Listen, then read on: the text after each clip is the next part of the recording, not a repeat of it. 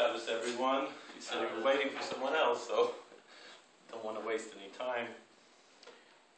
In this week's Parsha, we see that God commands Moses, Moshe Rabbeinu, to go take revenge on the Midianites, and then afterwards he would be the end of his life. So it's an incredible aspect of selflessness that Moses exhibited by going and not worrying that, he probably would have meant, he could have understood by that if he didn't do this, he would have continued living as long as he would have, would have made much longer.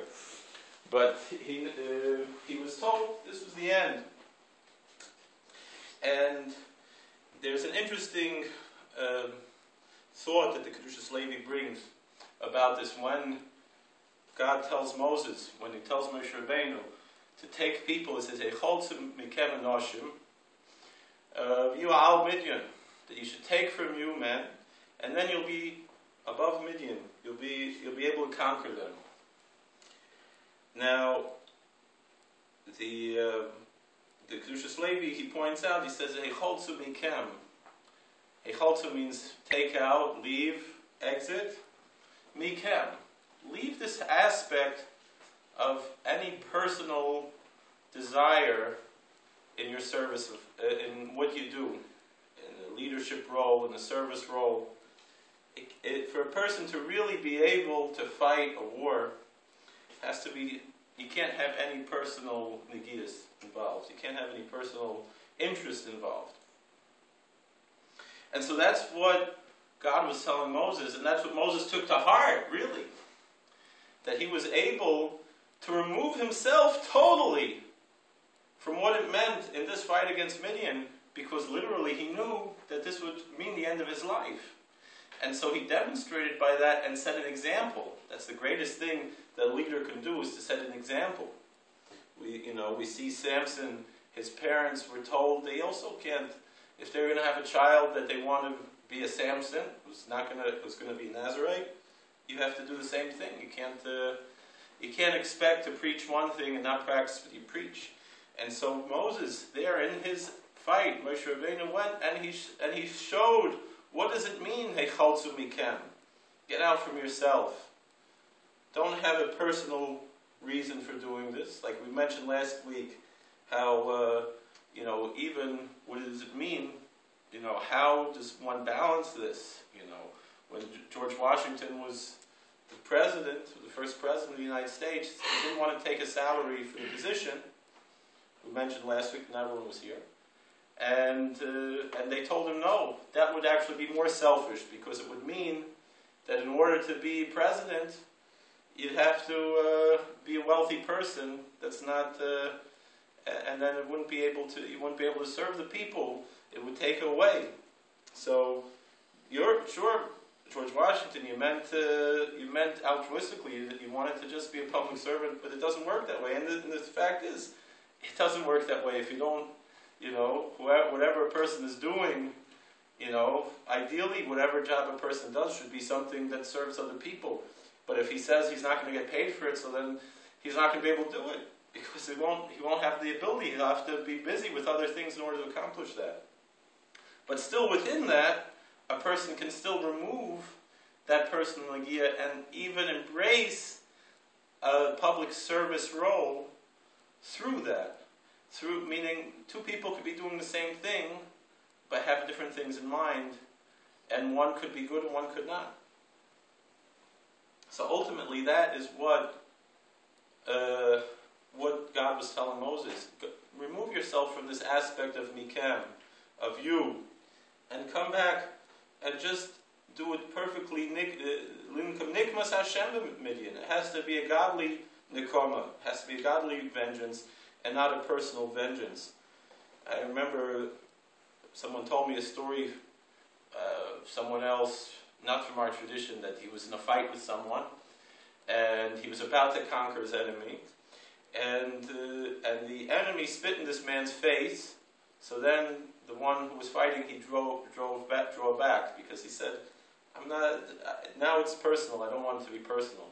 On the other hand, we can learn in a different way. I remember my Rebbe from high school, Moshe Weinberger, he said here in Sullivan County, the story took place in Monticello, that it was Matei Shabbos Nachmu, and he went to Shlomo Carlebach to a concert in the Monticello Raceway, and then afterwards he went to Fialakov's Pizza. Rabbi Weinberger said, and who should walk in? Shlomo Carlebach. Rabbi Carlebach walked in.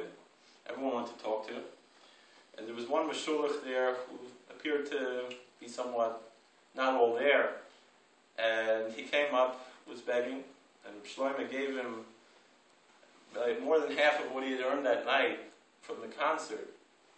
Let's say over $1,000. So then this Meshulach, he looked at him and he said, "Oh, die bist Carlebach?" He said, "You're Carlebach?" He said, "Yes." So then the beggar spit right in Shlomo's face. Everyone was shocked. What's this? Very nonchalant, Shlomo took out a handkerchief, he wiped off his face, and he said, here's the rest of the money.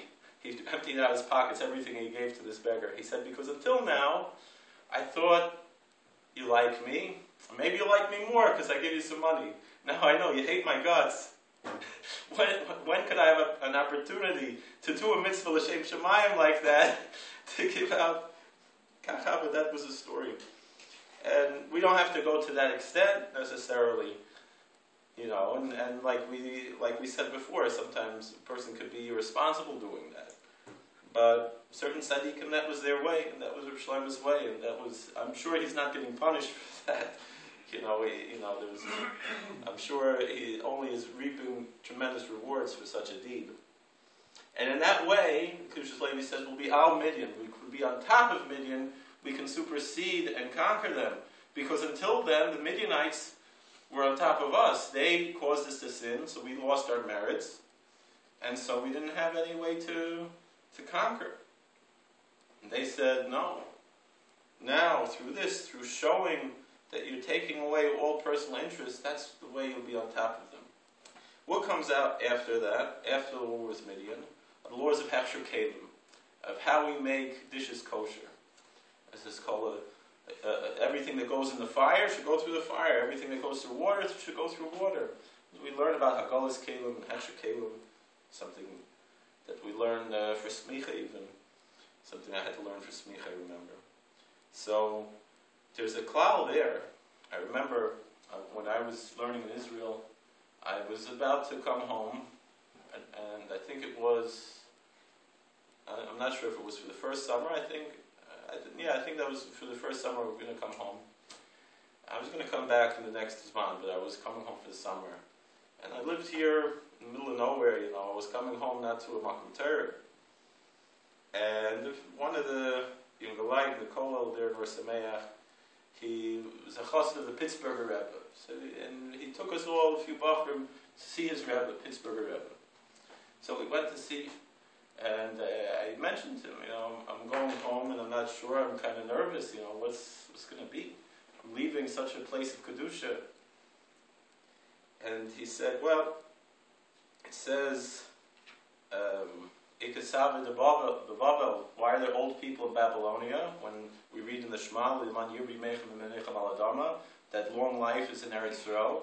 We read in the second paragraph of Shema. So it says, because they're sitting in Bis Medrash, davening, they come to Shachris, they come to Mincha Marav, they come to Shul to daven 3 times a day. When they're in Shul, it's like Eretz Yisrael, and that's where they can derive their longevity. So he said, stay in a Bis Medrash. You don't have to be physically in Eretz Yisrael. You're here in the Shul, you're in Eretz Yisrael. And so it's the same aspect. I said, but Rebbe, where I live, there's no shul. There's no shul for 15 miles, maybe. He said, oh.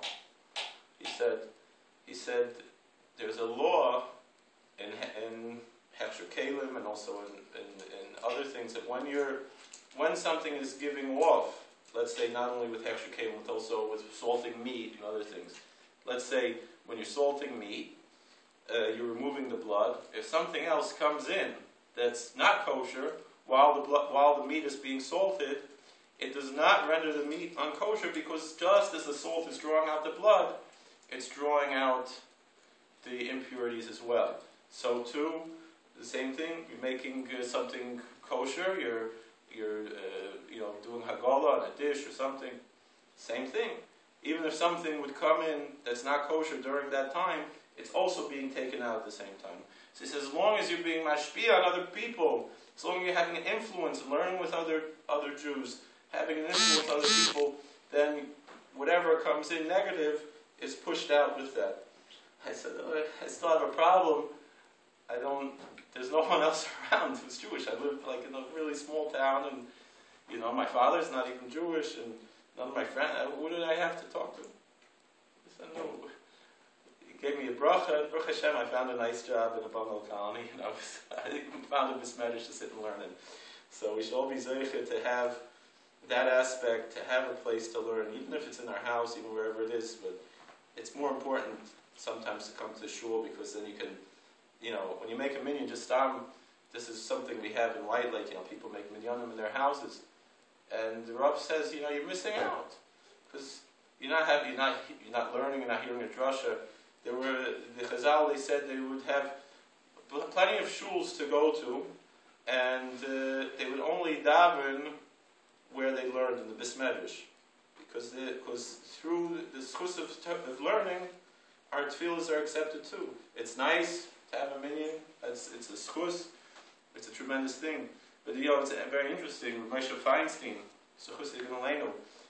he eventually, in his old age, he couldn't make it to walk to yeshiva. So there was a minyan there in his building. A Bricker Rav had a minyan there.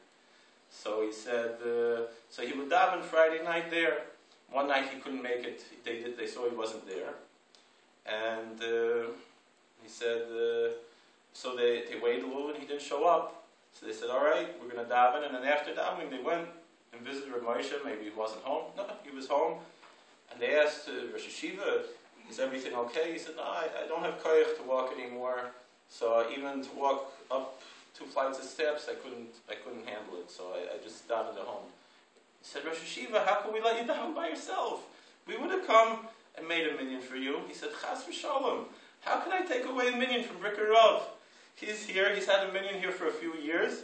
I can't take that away from him. That's what it means, a gadol, to have that type of sensitivity, even if it means not davening with a minyan. But of course, it's important to daven with a minyan. Of course, we're not all Rav Moshe, so we have to try our best. And in this way, just by being altruistic and helping other people, and really being sincere in that aspect, trying our best, the things we do might not all be perfect, but we can do tshuva. But as long as we have the right intentions, ultimately that's the key to everything else. I know people say, the road to hell is paved with good intentions. It's not really true. The intentions that we have are paramount in Judaism. If you look in the Gemara in Sanhedrin, Perek Chelek, when it lists people who lose their share in the world to come, it's not someone who doesn't keep Shabbos, doesn't keep kosher. It's only laws of thought, of heresy, things like that. Someone who doesn't believe. Because what does it hurt you to believe? The other things, all right, we ask Hashem for forgiveness. None of us are perfect. But let's at least try to have the right hashkafas, the right outlook in life.